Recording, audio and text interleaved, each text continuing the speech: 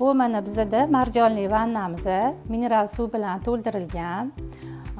Buni harorati shu kelgan bemori tashxisiga qarab qo'yiladi, moslashtiriladi. Marjonli vannamiz 15-20 minutga qo'yiladi. Asosan bel og'riqlarida, asab kasalliklarida, ginekologik kasalliklarda, oshqozon ichi kasalliklarida yaxshi foyda beradi. Vannamiz har bir dam oluvchi uchun 15-20 minut vaqtga qo'yiladi, davomiylikda qo'yiladi.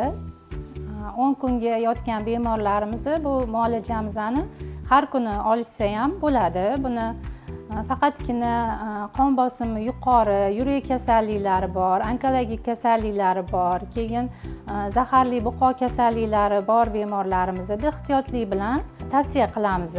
Qolgan bemorlar hammaligi kelib bemalol har kuni 10 minut, 15 minut davomida bu muolajadan foydalanishsa bo'ladi.